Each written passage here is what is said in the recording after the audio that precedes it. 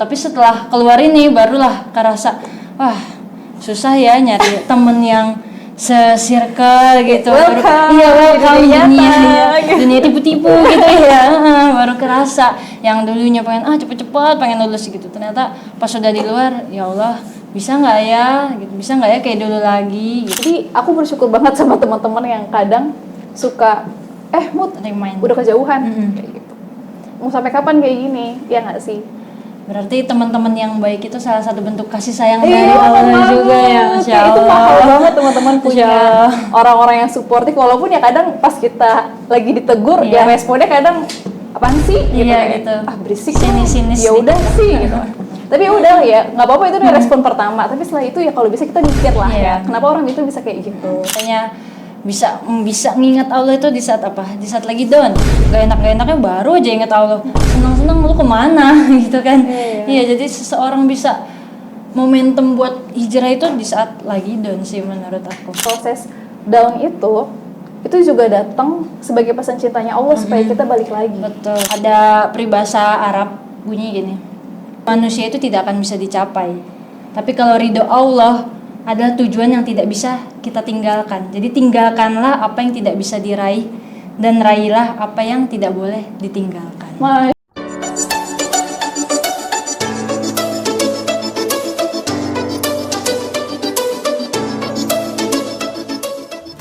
Assalamualaikum warahmatullahi wabarakatuh. Selamat datang teman-teman di podcast Ruang Temu Sabi Project. Hari ini kita kedatangan teman baru lagi untuk sharing-sharing. Dia kenalan aku kebetulan, dan di sini bersama aku Mutia. Yang ini namanya siapa?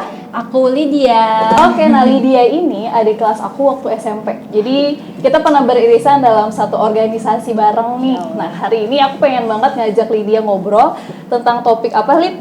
Tentang Topik hijrah, perjalanan hijrah momentum untuk move up kayak gitu. Nah sebenarnya aku tuh baru ketemu sama Lydia lagi tuh di tahun ini. Jadi setelah aku lulus SMP itu 2014, aku belum pernah kontakan lagi, kayak tiba-tiba lost aja gitu. Mungkin ya sibuk dengan kehidupan baru di SMA ya. Terus memang kayak tiba-tiba ya udah lost aja gitu dari teman-teman SMP, termasuk sama Lydia ini gitu. Nah, tiba-tiba di tahun ini setelah 10 tahun lama ya kita belum ketemu lagi, akhirnya Allah pertemukan kita lagi. Pengen banget ngajak Lydia ngobrol. Nah, sekarang kepo banget nih, Lid.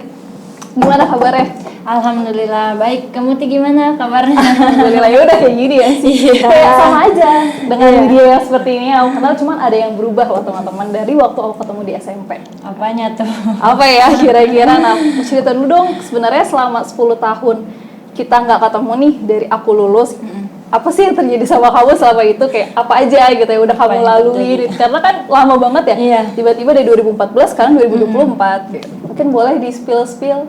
Jadi semenjak kakak lulus tuh aku menginjak kelas 9 berarti ya. Kelas 9 alhamdulillah di SMP itu kita udah aku mulai belajar untuk berhijab. Oh gitu. Oh iya serius. Oh jadi kelas berapa? Kelas 9.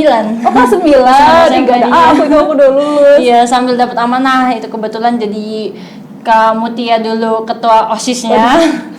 Aku setelah Kak Mutia lulus aku jadi wakil ketua OSIS-nya. Nah, itu mulai hijrah juga tuh pakai kerudung gitu. Nah, terus perjalanan baru juga dimulai ketika aku mau SMA, Kak, milih SMA. Tunggu, tapi kalau boleh aku tahu nih, spill dikit dong, kenapa sih akhirnya kamu memutuskan untuk pakai jilbab? Nah, pas dulu itu ya sebelumnya tuh Lydia ini anak paskib banget, guys. Jadi kayak ya udah yang suka latihan lapangan tengah hari bolong, siang-siang panasan tuh Lydia banget gitu. Makanya aku kepo banget kenapa sih tiba-tiba jadi memutuskan untuk menggunakan hijab. Oh iya. Kalau pas kelas 9 itu jujur itu masih kayak ikut-ikutan mungkin ya, kayak ikut-ikutan tren. Apa ada apa emang ada tren apa? Ada tren soalnya namanya OSIS gitu kan, dipandang lebih gitu ya. Nah, kalau belum lengkap gitu ya, kalau belum berhijab. Jadi gitu, merasa jadi kudua hasanah lah bahasa. Masya Allah, apa tuh kudua hasanah? Jadi contoh yang baik, udah mulai sadar diri bahwa OSIS tuh bukan sekedar orang yang megang amanah doang, tapi juga amanahnya itu buat jadi contoh di kelas untuk diri sendiri juga dan rekan-rekan semua. Nah, jadi di situ masih ikut-ikutan aja buat gitu. pakai hijab. Jadi Keren belum tahu hijab itu sebenarnya buat apa sih gitu, masih ikut-ikutan. Ikut-ikutan ya, Iya. nggak apa-apa sebenarnya. Jadi waktu itu kondisinya teman-temannya udah banyak yang pakai jilbab juga, Iya. atau bareng-bareng juga baru pakai jilbab? Bareng-bareng juga baru biasanya pakai kan jilbab. kalau mau ujian nasional Oh, gitu gitu. ya, Oh, gitu. kita biasanya baru inget Allah lah, baru tobat lah bahasanya gitu ya. Iya, jadi masih ikut-ikutan, baru pakai hijab. Oke. Disclaimer sedikit bahwa sekolah kita waktu SMP ini sekolah negeri ya, biasanya on Jakarta. Jadi nggak ada nih sebenarnya peraturan di sekolah wajib berjilbab Iya, atau unconscious wajib berjilbab tuh nggak ada kayak gitu teman-teman. Ini disclaimer aja. Iya. Oke, lanjut. Terus gimana lagi? Oke, nah terus setelah mau lulus SMP itu kan aku mulai berhijrah, aku memutuskan buat SMA-nya itu udah mau masuk MAN aja gitu. Oh, masuk masuk MAN, iya, padahal di saat itu aku kan masuk kelas unggulan ya Kak. Nah, teman-teman itu udah berlomba-lomba mau masuk SMA negeri pastilah ya kan. Pasti dong. SMA negeri Di gitu. Jakarta. Aku santai aja tuh. Aku pokoknya mau masuk MAN, titik gitu kan. Nah, udahlah, teman-temannya mulai daftar, aku santai, aku tinggal nunggu ujian. Aku mengikuti ujiannya dengan baik, masih optimis tuh masuk. Nah, mulai terucap pas ngomong ke orang tua, itu ngomong pokoknya kalau nggak masuk mau masuk pesantren aja. Gitu. Iya, itu tapi cuma celetukan aja. Terus, Padahal mah optimis kalau masuk MAN gitu kan. Percaya Iya, ya? percaya Lolos nih pokoknya aku, ya. lolos. Tibalah pengumuman, keluarlah jeder. Aku tidak keterima di MAN. Serius. Aku nggak keterima di MAN. Terus udahlah, sekeluarga bingung ini mau masuk ke mana. Karena kamu nggak nyoba masuk SMA negeri? Iya, nggak sama sih? sekali Ya udah enggak. ke situ aja. Iya, nggak cuma sih? itu satu-satunya Ya Allah, tujuan. Terus gimana? Terus ya karena tadi yang udah ngomong kalau nggak masuk MAN, mau masuk pondok pesantren aja. Padahal belum tahu pondok pesantren mana yang bagus atau pondok pesantren mana yang ternama gitu, belum tahu lah. Nah, mulailah dari situ kita cari-cari sekeluarga. Nah, dapat jawaban dari Allah adalah sebuah pondok pesantren, ya itu Spill dikit? tit itu di Gontor ya. Masya Itu Allah. di Gontor. Itu juga dapat saran dari teman-teman ibu, dari teman-teman ayah, padahal pengennya itu awalnya pengen yang daerah Jabodetabek aja yang biar terjangkau Itu gitu di mana ya. emangnya? Di Gontor ya. Kalau Gontor itu di Jawa Timur, masuknya Oh, di sekalian Ngawi. merantau Iya, ya. sangat-sangat merantau. Jauh banget. Itu benar-benar hijrah berarti. Hijrahnya hijrah tuh tempat iya, secara penampilan Iya. aja sekalian tempat untuk ilmunya juga jauh dari langsung. anak Jaksel gitu ya. Jaksel banget. Jaksel kita pindah ke Ngawi namanya, Mantingan. Iya, itu Masya Allah. Terus mulailah sekeluarga kita cari-cari informasi, mulai daftar sampai ujian. Nah, itulah mulai kita sama-sama mengikhlaskan gitu kan. Tentunya aku sama orang tua juga harus sama-sama ikhlas dong gitu. Nah, iya, mulai belajar juga yang biasanya aku bisa dibilang tomboy gitu ya, bisa dibilang tomboy, harus belajar pelan-pelan. Oh, ternyata kalau sebenarnya itu perempuan harus begini loh, harus menutupi hijabnya begini loh gitu. Ternyata belajar itu bukan cuma ilmu umum doang, ternyata ilmu akhirat juga banyak yang belum terpelajari. Betul. Mulailah di situ. Terus nah, mulai ujian-ujian, belajar yang aku tadinya benar-benar tidak tahu sama sekali bagaimana nulis Arab gitu. Nah, di situ aku sangat-sangat belajar. Ada ujiannya padahal nulis Arab gitu, diujianin buat masuk. Tapi emang udah rezeki dari Allah ya, itu bawa rahasia Allah. Rencana Allah itu indah banget. Aku yang tadinya nggak keterima di MAN gitu, ternyata qadarullah itu malah keterima di sebuah pondok pesantren yang dibilang cukup ternama lah di Indonesia gitu. Sangat-sangat sampai sekarang itu merupakan momen yang nggak akan aku lupain. Emang ini ya, kalau memang Allah udah mengatur rezeki kamu tuh, ya mau gimana pun kamu menjauh dari jalan itu, kamu pasti akan dapet juga. Iya, betul. Padahal kalau dipikir secara logika, kepikiran gak sih buat tes bahasa Arab? Sementara kan basic sekolah, dulu kita kan sekolah negeri ya kan, iya, kayak kita dapat pengalaman di mana nih belajar bahasa Arab dan Iya, sebagainya, iya, terus masuk pesantren, itu kayak challenging banget kan. Betul. Terus gimana lagi setelah, itu kan berarti kayak agak jet lag gitu gak sih? Terus ya mulai ujian dengan persiapan cuma 10 hari. Itu 10 hari? 10 hari persiapan buat ujian. 10 hari aku mulai mondok, ditinggal sama orang tua, itu kerasa banget. Aku belajar banyak lah kalau di sana. Baru mau ujiannya aja tuh belajarnya banyak banget. Itu terus mulai ujian lah. Terus masuk ke pengumuman yang aku pikir kalau nggak keterima kemana lagi nih, sekolah mana lagi yang mau nerima aku gitu kan. Karena itu pendaftaran sekolah udah tutup ya? Iya udah tutup lah, itu kan dia bulan Syawal, jadi akhir-akhir ketika orang-orang udah masuk sekolah, aku baru mau ujian, baru mau pengumuman gitu. Sekeluarga datang lah pas pengumuman, senenek, sekakek semua datang itu. Iya, udah besar dong. Kebetulan ada di Jawa juga, di Jawa Timur, di Madiun. Terus datanglah sekeluarga, aku udah mikir, ya Allah ini gimana ya kalau nggak keterima ya, aku masuk mana gitu kan. Ternyata itu rencana Allah, skenario Allah itu indah banget. Alhamdulillah aku keterima di pusatnya di Gontor Putri 1 di Mantingan, Ngawi, Jawa Timur. Alhamdulillah gitu. Dari yang kamu rasain nih pas harus melakukan perubahan itu, kan berarti nggak kayak kamu yang biasanya kan, yang mungkin tadinya belum pakai hijab atau udah pakai hijab tapi ya udah pakai bergo biasa ya kan waktu SMP ya kan, terus tiba-tiba harus panjang, harus terus menutup aurat, terus pakai kaos kaki kemana-mana segala macem. Ada nggak sih rasa kayak aduh kok berat banget ya, atau hal-hal di hidup kamu apakah itu jadi lebih mudah ataukah jadi lebih sulit atau gimana tuh setelah ya beradaptasi segala macam di Gontor itu? Setelah masuk Gontor ya, itu tentu saja merupakan sangat tantangan berat sih buat aku ya, tantangan berat.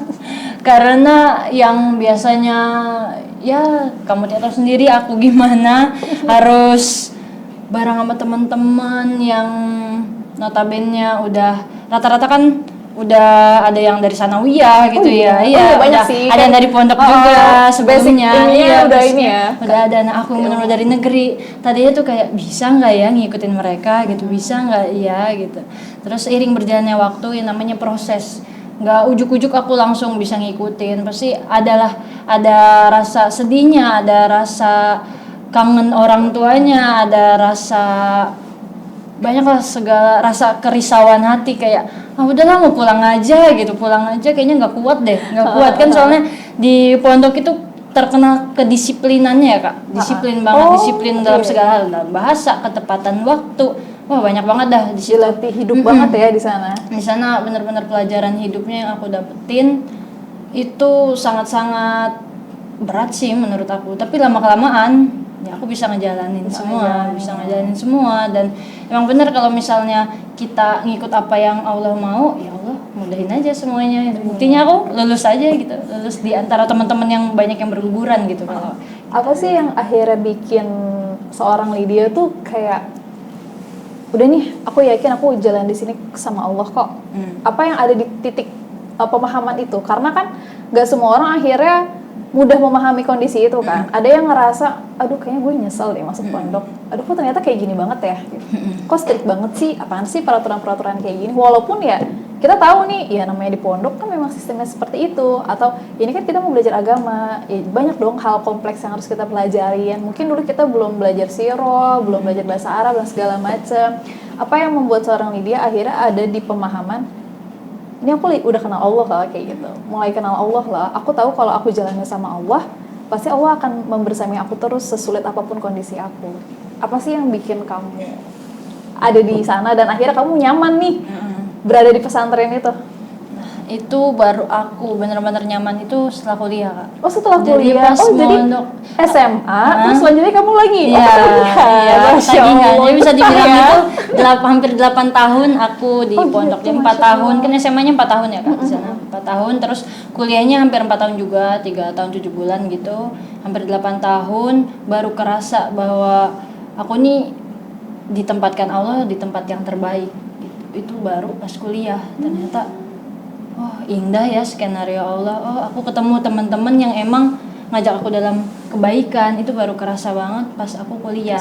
Ya, kebetulan aku kan juga ngambil jurusan Quran dan tafsir. Gitu. Kalau misalnya sering kita dengarkan, kalau kita deket sama orang yang ahli Quran gitu, kecipratan berkahnya. Masya Allah, ya kan? gitu ya? Iya gitu, walaupun kitanya belum masih jauh banget gitu. Nah tapi karena aku ngambil prodi ini, ngambil jurusan ini, teman-teman aku itu yang udah masya Allah semua itu, aku jadi ngerasa wah kayaknya emang gak salah Allah nempatin aku di sini. Dan jadi aku benar-benar baru menjiwai, memaknai banget kalau aku ternyata nggak salah milih Gontor itu ya setelah aku kuliah ini. Lama gitu. ya, Iya, lama 4 tahun prosesnya loh ya. itu, kayak 4 Tapi tahun. aku masih bisa bertahan gitu. 4 tahun bisa bertahan, tapi di pemahaman itu sampai pas kamu kuliah. Iya, Itu luar biasa banget tuh. Kayak gitu. Terus apalagi hal-hal yang akhirnya kamu sadari? Pas di kuliah itu aku banyak dapet pengalaman. Jadi karena apa ya, kita semakin dekat sama Allah gitu kan. Nah, keberkahan itu datang aja gitu. Kayak aku dapat amanah di pondok, dapat kepanitiaan, dapat pelajaran hidup. Itu benar-benar aku dapetin di pondok itu, khususnya pas lagi masa-masa kuliah yang biasanya kan kalau kita tahu yang namanya kuliah itu bisa bebas megang HP gitu kan, bisa bebas berinteraksi. Nah, aku itu kalau misalnya pas kuliah bisa disebutkan mas santri ya, aku benar-benar keterbatasan banget gitu, nggak boleh megang HP. Iya, betul. Nggak boleh megang HP, terus laptop juga dibatasin, tetap alhamdulillah nggak ada ikhtilat antara laki-laki dan perempuan gitu. Itu sangat-sangat itu juga pondasi bekal buat diri aku sendiri sih, buat lebih biar cepet-cepet selesai gitu, selesai kuliah gitu, pengen cepet-cepet selesai gitu dari pondok. Tapi setelah keluar ini barulah kerasa wah susah ya nyari temen yang se-circle gitu. Welcome dunia tipu-tipu gitu ya. Baru kerasa yang dulunya pengen cepet-cepet pengen lulus gitu, ternyata pas sudah di luar ya Allah bisa nggak ya kayak dulu lagi gitu, bisa nggak ya dulu tuh punya teman-teman yang sama-sama ingat sama Allah, yang selalu ngajakin sholat tepat waktu gitu, bisa nggak ya sekarang aku istiqomah gitu. Itu sih. Oke, aku nangkep banget. Jadi perjalanan ini nggak seinstan itu kan, tidak seinstan itu, tidak semudah itu langsung udah dipaham, oh ya udah sejalan sama Allah ini menyenangkan. Aku pun mengalami proses itu karena aku kan lulus SMP, kita tahu lah ya sekolah Jakarta negeri dengan keheterogenannya, terus tiba-tiba aku masuk juga sekolah negeri tapi di Depok. Dan aku tidak ekspektasi ternyata sekolah negeriku katanya ini mirip madrasah gitu. Menurut orang-orang tuh seperti itu. Bahkan dari pertama kali MPLS-nya waktu itu pernah ada kayak mutabaah yaumiyahnya gitu, kayak oh ada amalan ya, terus ada tugas-tugas tentang hafalan ya dan segala macam, sampai akhirnya aku ketemu kakak kita sebut saya kakak Rohis atau kakak di sekolah itu yang masya Allah mereka tuh lembut banget, baik banget, terus kayak ya udah mereka dengan penampilan yang kerudungan yang menutup dada, terus yang nggak transparan. Kadang tuh aku kayak malu gitu loh, kayak sebenarnya nggak ada yang orang yang pernah nyuruh aku pakai kerudung panjang ya gitu, terus menutup dada ya, atau nggak transparan, itu nggak pernah ada yang nyuruh aku kayak gitu juga secara statement. Walaupun misal waktu SMA kan aku sempat join di Rohis juga kayak gitu, tuh kakaknya nggak pernah nyuruh aku kayak gitu. Kayak ya udah mereka juga menjadi contoh untuk aku dan aku mau lihat mereka, dan aku ngerasa iya aduh banget ya kayak gini gitu. Oh kakaknya lembut banget, kayak oh masya Allah, kayak oh ternyata kayaknya orang yang kenal aku tuh sempat mikir kayak orang yang kenal sama Allah tuh kayaknya hidupnya tenang-tenang aja ya gitu. Jadi aku tuh suka kepo gitu loh. Jadi ya ada di circle itu bikin aku ngerasa ih masya Allah enak banget ya ada di sini ya. Aku ke kanan orang baik, aku kiri orang baik, kayak kemanapun aku ketemu orang di sekolah itu kayak orang baik semua gitu. Walaupun ya ada juga mungkin karena based on sekolah negeri kan, jadi nggak semuanya juga kayak gitu, tapi kondisinya saat aku sekolah di sana jadi mayoritas. Jadi kayak pesantren juga sebenarnya, semi pesantren yang jilbabnya itu semua menutup dada, nggak semua sih, mayoritas di sana. Dan aku merasa ih orangnya sabar ya, kayak aku jadi belajar sabar juga di sana, kayak oh gitu, oh jadi seperti ini harusnya. Dan di sana juga ini sih aku dapat pemahaman untuk tidak bersentuhan antara lawan jenis kayak gitu. Jadi itu juga perjalanan yang cukup panjang menurut aku, kayak oh kayak gitu, bahkan sampai pakai kaos kaki, pakai manset gitu kan, manset tangan itu aku juga belajar di SMA. Jadi oh ini masuk aurat juga ya kayak gitu, karena kan aku waktu SD sampai SMP juga kita negeri kan. Jadi pas masuk di sekolah itu kayak, oh aku belajar nih bener-bener kayak, oh itu aura. Padahal kakaknya tuh nggak ada pernah nyuruh aku pakai kaos kaki ya kemana-mana kayak gitu. Pakai manset ya kemana-mana, itu juga butuh proses. Kayaknya itu baru pas aku kelas 9 deh. Aku bener-bener, enggak, pas kelas 11 menuju kelas 9. Salah, 11 menuju 12. Kok turun sih? Itu kan kelas 2 SMA menuju kelas 3 itu mulai. Dan teman-teman bener-bener kayak, aku dapat teman-teman yang mereka mau belajar bareng-bareng sama aku. Kayak, aku kan kayak pengen nyoba gitu kan. Beli di mana sih tuh kerudung yang nggak terawang kayak gitu? Lu kan Paris, sekolah itu kan terawang banget kan. Tapi kalau kakaknya tuh kok bisa dapat kerudung kayak sekolah-sekolah IT gitu loh yang tebel. Beli di mana? Aku nyari di toko kok nggak ada. Ternyata memang ada salah satu kakak yang juga berbisnis itu. Terus ya udah, aku kan mau pakai tapi aku ragu ya. Terus ada teman gue yang kita beli yuk gitu kan. Kita coba pakai gitu. Oh iya, ayo. Terus sampai pernah aku tuh pakai kerudung daleman, itu pakai kerudung bergo. Jadi aku pakai bergo tuh bergo biasa yang panjang juga. Terus aku pakai kerudung segi 4 juga. Jadi kayak tebel banget kita gitu kan. Yang penting kan nggak transparan dan nggak ini kan aurat. Terus kayak, oh memang butuh ya teman-teman seperti ini. Gitu. Jadi semua itu memang butuh proses. Nah kalau misalnya dari Lydia sendiri, apa sih makna hijrah itu sendiri yang kamu pahamin atau menurut kamu gitu? Makna hijrah itu kan ada 2 ya Kak. Hijrah hissi sama hijrah ma'nawi. Kalau hissi itu kan yang kayak Rasulullah, perpindahan tempat.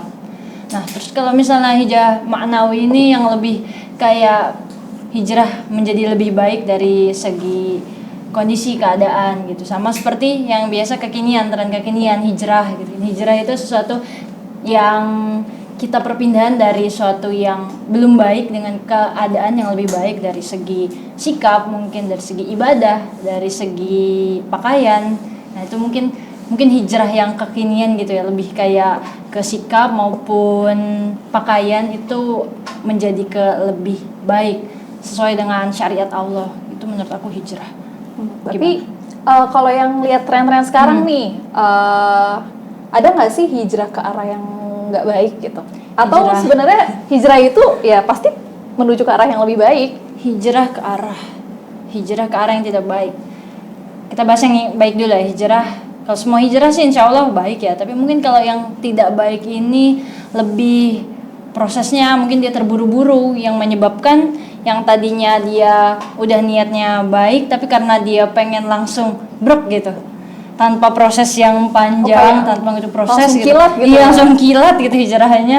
Terus dia malah balik lagi. Mungkin itu yang menyebabkan hijrah tidak baik dalam konteks belum istiqomah mungkin ya. Hijrah yang belum istiqomah gitu. Kalau semua hijrah insya Allah kalau menurut aku mah baik karena semua proses menuju ketaatan. Oke, berarti secara definisi memang nggak ada nih perubahan yang disebut hijrah tuh ke arah yang nggak baik ya. Oh, berarti emang secara makna juga hijrah tuh pasti proses yang baik menuju ke arah yang lebih baik. Betul. Tapi kalau misalnya nih seseorang yang ini perubahan hidup ya. Tadi dia nggak ngerokok, terus akhirnya dia ngerokok. Berarti kan perubahan tuh. Apakah itu bisa disebut hijrah? Terus ada lagi mungkin seseorang yang tadinya udah pakai jilbab, terus akhirnya nggak pakai jilbab. Apakah itu juga hijrah? Karena itu kan perubahan. Kalau dari kamu gimana kira-kira? Kalau hijrah tadi yang itu secara definisi kan? Iya, aku jelasin itu kan tadi hijrah itu suatu ya dari yang kurang baik menuju baik. Mungkin kalau yang dari tadinya baik terus malah turun itu lebih ke futur kali ya Kak. Lebih ke futur karena dia namanya al-iman yazid wa yanqus, iman itu naik turun gitu kan. Itu lebih ke faktor lagi futur aja gitu. Pasti kita juga pernah ngerasain itu kan. Iya, kalau bagian ngerokoknya nggak pernah. Oh iya, aku kayak iya. Futur-futur dalam hal yang lainnya, dalam hal yang lainnya gitu kan. Mungkin ya bentuk futur orang lain kan beda-beda ya. Entah kelalaian apa yang kita lakukan, tapi memang di titik itu pasti naik turun sih iman kan. Berarti ini ya, ketika iman kita lagi turun, proses naiknya itu jadi bagian dari proses hijrah juga pun. Apa yang masih aku lakukan sekarang itu juga bagian dari proses hijrah karena ya aku juga masih belajar nih untuk terus menjadi lebih baik setiap harinya karena ada aja kayak gitu kesalahan setiap hari ya sih. Sama betul. Ya kan kayak gitu. Nah terus kira-kira menurut kamu apa aja sih hal-hal yang perlu dilakukan atau sebaiknya dilakukan untuk memulai hijrah itu sendiri? apakah seberat itu? Apakah langsung tiba-tiba aku harus pakai kerudung panjang, aku harus menutup aurat langsung, yang tadinya aku pakai celana aku langsung harus pakai gamis setiap hari? Menurut kamu tuh yang kayak gimana? Apa aja hal yang perlu dilakukan untuk starting? Buat start hijrah ya, buat dari pengalaman aku juga, karena aku juga berprosesnya sangat lama, dari yang masih pakai celana gitu kan, mulai berrok terus gamis, itu prosesnya sangat panjang dan lama. Yang pertama mungkin harus tentunya lurusin niat. Lurusin Penting niat. banget ya Iya, niat ya? penting, karena kan innamal a'malu binniyah gitu, karena segala sesuatu itu tergantung pada niatnya. Terus kita akan dinilai itu tergantung niat kita juga. Nilai gimana nih maksudnya? Nilai. Ntar aku ada hadisnya yang takut salah. Coba-coba. Baca ya, nggak apa-apa Spill, ya. nggak apa-apa. Spill. Ya, jadi ini ada hadis Bukhari Muslim. Amal itu tergantung niatnya, dan seseorang hanya mendapatkan sesuai niatnya. Jadi barang siapa yang hijrahnya kepada Allah dan Rasulnya, maka hijrahnya kepada Allah dan Rasulnya.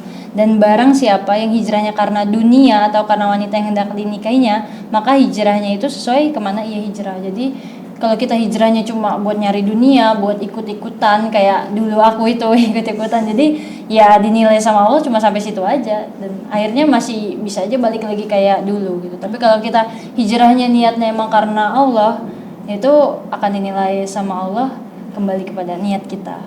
Paten banget ya, niat tuh kayak akar banget nggak sih? Awal pondasi Banget kan. Jadi sebelum kita melakukan sesuatu, akarnya pondasi harus kuat nih, supaya kalau ada hujan, badai, ombak gitu kan goyang-goyang. udah kokoh Iya. gitu. Kenapa? Karena pondasi kita udah kuat gitu. Terus apa lagi selain niat? kan udah kokoh nih ya, berarti niatnya udah kokoh, berarti tentu aja kita butuh teman-teman yang support, circle yang positif, yang Perlu ada yang baik. support juga Iya, ya. perlu, karena tadi iman itu turun naik gitu kan, nggak mungkin kalau kita hijrah itu sendirian, itu nggak mungkin banget. Betul. Itu yang aku rasain sih, butuh teman-teman yang membantu buat kita berproses berhijrah, karena ya ada aja gitu ya, setan lewat, kita mulai turun, nanti aja sholatnya gitu ya, scroll dulu ini nanggung, baru satu, scroll lagi jam 2 zuhur, sekalian asar jadinya. Iya gitu kan, astagfirullah, iya gitu. Itu jadi yang kedua itu teman itu sangat-sangat berpengaruh banget gitu kan. Dan kamu setelah lulus dari SMP, aku pun, kita menemukan lingkungan yang secara nggak itu sangat nge-support kita, ya nggak sih? Alhamdulillah. Apalagi di pondok kan, kayak mau gimana, ke kanan diingetin, ke kiri semuanya diingetin kayak gitu. Terus apa lagi? Teman-teman, balik dulu ke teman-teman. Ini juga ini sih, dari teman-teman itu kan juga mempengaruhi kita kan. Ada yang bisa mensupport, ada yang tadi kurang mensupport gitu. Tinggal pinter-pinternya kita gitu kan, memilah-milih teman yang sekiranya satu frekuensi, satu yang bisa kita ajak dalam kebaikan, dan yang bisa mengajak kita dalam kebaikan. Itu tadi. Terus yang ketiga, menurut aku kita harus banyak-banyak berdoa, minta pertolongan Allah. Itu jelas, kayak yang biasa kita berdoakan, ya muqallibal qulub tsabit qalbi ala dinik wa ala taatik gitu. Ya Allah yang membolak-balikan hati, semoga kita dalam keteguhan iman dan ketakwaan itu di jalan Allah. Di jalan Allah. Oke, jadi tadi ada niat, ada teman-teman yang support, terus kita juga berdoa. Jadi lengkap tuh, ada poin ikhtiarnya dan ada poin tawakal juga, kita serahin lagi sama Allah. Karena ketika kita sudah usaha nih, kita udah, yuk kita sholat awal waktu, kita berusaha menutup aurat, tapi kita nggak berdoa, kita lupa minta sama Allah, ya Allah tolong bantu proses hijrah ini, ya Allah tolong kuatin aku, ya Allah tolong lindungin aku dari hal-hal yang kalau aku dihadapkan dengan hal itu, kayaknya aku bakal lalai lagi. Kalau kita lupa sama poin-poin itu, ya belum tentu bisa melewati proses hijrah ini, ya nggak sih? Karena kan ketika kita hijrah pun, walaupun niat kita sama Allah, kita tetap butuh pertolongannya Allah kan. Tujuan kita ke Allah, kita mau jalan sama Allah, kita minta tolong juga sama Allah kayak gitu. Jadi dilengkapi tuh, ada usaha dan ada doanya juga kayak gitu. Mantep, keren banget. Nah, terus tapi berhubung dengan poin ini ya, teman-teman yang support, kayaknya ini juga ya, kita kan namanya dari TK, SD, SMP, SMA, terus itu kan banyak banget nggak sih lingkungan pertemanan ini. Aku kepikiran bahwa kita bisa memfilter dan memilih orang-orang yang nge-support kita, tapi kita tuh juga harus membersamai orang-orang yang mungkin kayaknya nggak sefrekuensi sama kita. Betul. Jadi poinnya di sini adalah tidak meng-cut off orang-orang itu, tapi kita tetap berkomunikasi, kita tetap menjalin hubungan yang baik. Yang kalau misalnya kita chat ya, ada perlu ya tetap dibersamai, tetap dibarengin, karena nggak ada yang tahu nih. Mungkin mereka akhirnya juga hijrah juga, iya nggak sih? Karena kan kita nggak mau ya masuk surga sendirian. Karena ada juga loh jalur masuk surga itu kalau misalnya ditarik sama teman-teman yang solih. Makanya itu salah satu benefit kalau kita ada di lingkungan yang solih dan solihah. Kalau misalnya kita nggak ada di surga ya, kalau misalnya alhamdulillah gitu ya, kita punya teman yang ingat kita sampai akhirat gitu.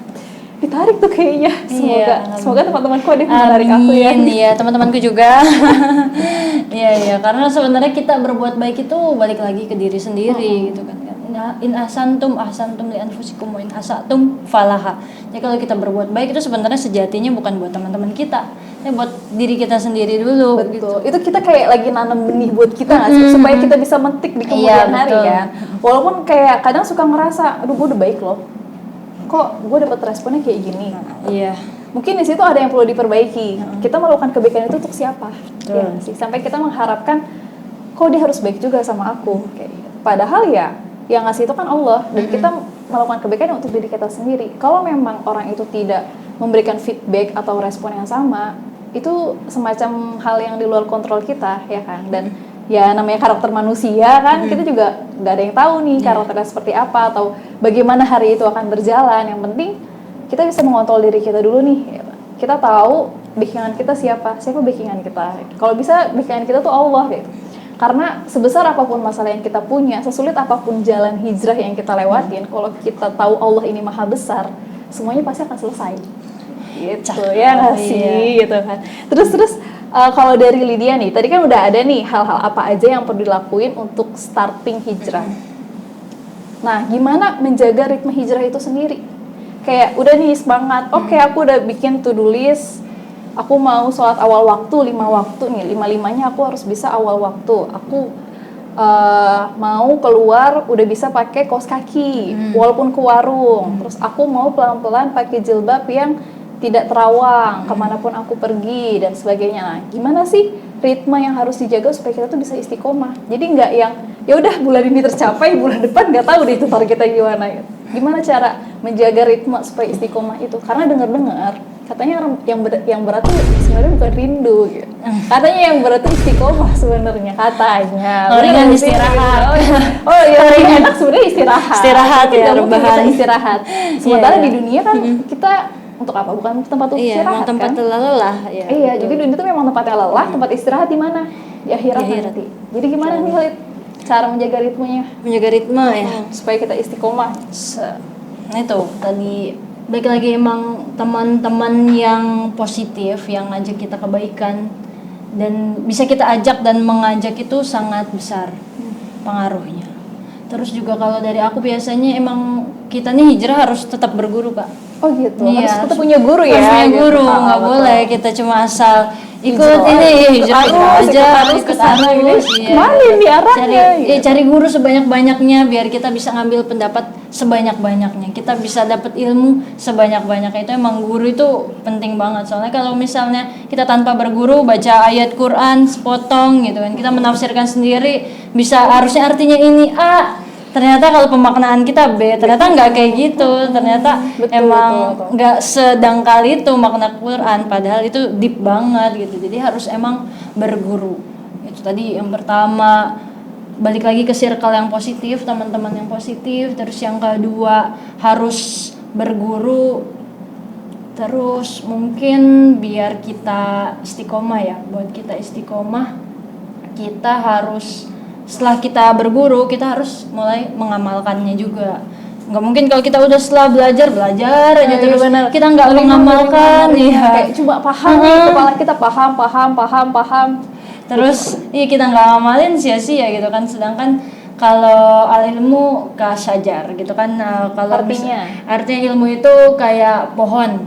Nah, ilmu itu dia itu bermanfaat kalau misalnya kita sebarkan. Nah, apa amal-amal yang kita sebarin ini tuh kayak buahnya gitu. Jadi bisa bermanfaat itu kalau kita udah mulai mengamalkannya. Sekarang kan mah banyak kan bisa lewat media sosial, cuma kita bikin naro ayat gitu di status, terus ada yang relate sama orang, itu kan manfaatnya besar banget. Jadi kita dapat reminder juga, teman-teman betul. kita yang baca juga reminder. Jadi aku sekarang juga suka bikin konten itu sebenarnya ya reminder buat diri aku Betul sendiri. banget, betul banget. Cuma kebetulan lagi banyak yang relate aja sama orang-orang betul. gitu.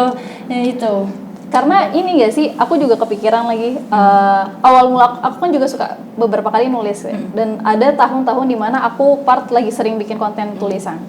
Itu tuh tulisan lebih kayak isinya lebih refleksi yang aku alami di hari itu. Atau tiba-tiba aku kepikiran sesuatu, atau iya tadi aku habis ngaji, terus aku dapat suatu ilmu, relate nih sama yang langsung kejadian, kayak tiba-tiba, wah duar, kamu harus mengimplementasikan ilmu itu gitu kan. Kayak, ya udah aku tulis kayak gitu. Tapi sebenarnya tulisan itu kadang aku mikirnya kayak ini buat aku sendiri, lebih ke ini akan jadi reminder aku suatu hari nanti. Jadi pernah tuh sebenarnya ada yang bilang kayak ngapain sih nulis-nulis kayak gitu, kayak ceramah dan sebagainya, kayak oh enggak, ini buat diri aku sendiri gitu kan. Karena selain mengingatkan orang lain, kita kan juga sangat perlu untuk mengingatkan diri kita sendiri nggak sih? Ya kan, itu yang diperluin. Tadi aku setuju banget, setelah kita berguru, setelah kita tahu ilmunya, setelah kita paham, kita perlu banget mengimplementasikannya. Karena itu yang berat. Menyampaikan itu sesuatu ya gampang. Iya. Ayo kita perlu sholat awal waktu guys. Kenapa gitu kan? Bagus kayak gitu kan. Terus apalagi kalau Ramadan ya kita wajib berpuasa. Iya. Kita bisa ngajak orang, kita bisa menyebarkan itu, tapi bagian mengimplementasikannya ini itu jadi ujian juga sebenarnya buat kita. Jadi tantangan sendiri buat kita. Sebenarnya mengajak orang lain tuh jadi bagian dari esensi dakwah itu sendiri kan, karena untuk mengajak sifatnya. Tapi lagi-lagi dari kita pribadi, kita perlu punya reminder dan alarm nih. Makanya tadi penting banget circle yang positif. Misalnya kita lagi di fase lalai, di fase malas-malasan, ada lagi yang mau ngingetin kita. Iya nggak sih? Bener banget. Aku tuh tadi kayak, oh iya bener. Abis belajar, berguru, diamalin. Karena ini ya, aku tuh sering lagi dapat berita kayak ini loh yang case-case kekerasan, terus ternyata itu pemuka agama, ulama dan sebagainya. Ya kita bisa belajar lah dari kasus itu. Aku tidak ingin mengulas atau menyampaikan pendapat tentang itu, tapi kita bisa belajar gitu. Karena yang akhirnya jelek adalah organisasi keagamaannya, identitas ulamanya dan atas nama Islamnya. Padahal kita tahu manusia itu nggak ada yang sempurna, ya nggak sih? Manusia itu nggak ada yang sempurna, pasti ada celahnya. Tinggal gimana kita mau belajar mereminder diri kita sendiri, mengimplementasikan keilmuan yang kita punya. Dan ketika kita punya teman-teman yang suportif, yang ngingetin kita waktu kita salah, kita perlu banget ngebuka hati. Ngebuka hati untuk menerima setiap kritik dan masukan yang ditujukan ke kita, ya nggak sih? Kayak, oke, kita bisa nih ngingetin orang lain, sholat, jangan main game mulu, gitu kan.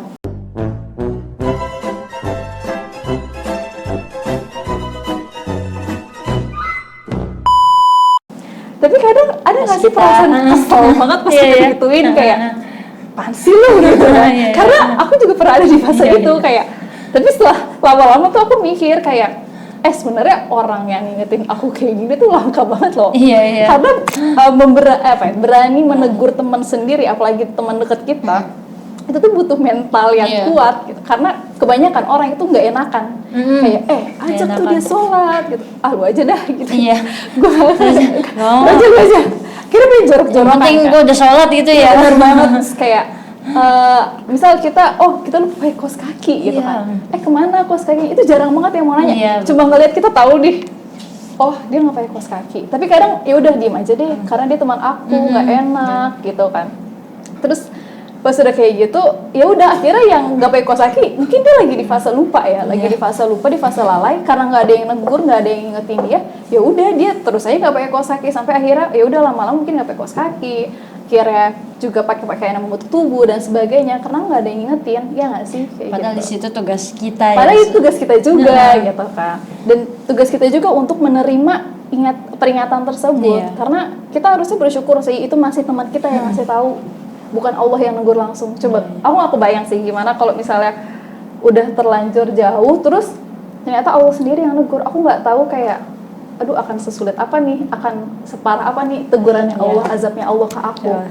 Jadi aku bersyukur banget sama teman-teman yang kadang suka Mut udah kejauhan kayak gitu. Mau sampai kapan kayak gini? Ya nggak sih? Berarti teman-teman yang baik itu salah satu bentuk kasih sayang dari Allah juga ya. Masya Allah. Itu mahal banget teman-teman punya orang-orang yang suportif, walaupun ya kadang pas kita lagi ditegur ya responnya kadang apaan sih gitu, gitu. Berisik sinis ya udah sih gitu.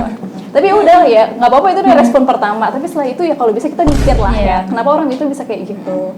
Kita bisa lebih legowo, nggak batu-batu banget lah, nggak keras kepala banget, karena definisi benar atau salahnya itu kan kembalikan lagi ke Allah kan. Jadi kalau kita udah terlanjur jauh, ya ada yang ngingetin lagi, berarti Allah kirim orang itu untuk kita kayak. Dan itu masih lembut banget loh peringatannya Allah. Belum Allah yang tegur langsung, nggak tahu tuh kalau misalnya Allah tegur langsung gimana. Setuju. Udah langsung hancur berkeping-keping gak sih? Belum tentu kita sanggup juga kayaknya. Betul kayak gitu. Jadi ya silakan dijaga teman-teman yang memang kayaknya dia bisa nih ngajak aku kebaikan, kayaknya dia selalu nge-reminder aku, terus dia selalu ngingetin aku tentang Allah dan sebagainya, itu bisa banget kayak gitu. Ya nggak sih, itu perlu banget untuk dijaga. Jadi punya teman-teman yang solih, yang solihah gitu kan. Walaupun kita sama-sama tahu, anak ini kan kayak gini, tapi anak ini kan kayak gini. Ya justru karena kita tahu dia seperti apa, kita tahu karakternya bagaimana, disitulah kita hadir untuk sama-sama bisa memperbaiki diri, untuk sama-sama bisa ketemu lagi di surganya Allah ya nggak sih? Ya kan? Nah terus nih lihat pertanyaan berikutnya. Menurut Lydia, kapan seseorang itu bisa memanfaatkan momentum hijrah? Kalau itu di pengalaman kamu juga boleh. Udah umum ya. Aku biasanya bisa ngingat Allah itu di saat apa? Di saat lagi down. Oh gitu. Saat lagi jatuh. Kalau saat itu kayak ya Allah, aduh ya Allah duitku kok habis gitu ya misalnya. Ya Allah kok ini kerjaan banyak banget, ya Allah bantu aku ya Allah gitu kan. Baru ingat Allah, yang gak enaknya baru aja ingat Allah. Senang-senang lu kemana gitu kan. Iya jadi seseorang bisa momentum buat hijrah itu di saat lagi down sih menurut aku.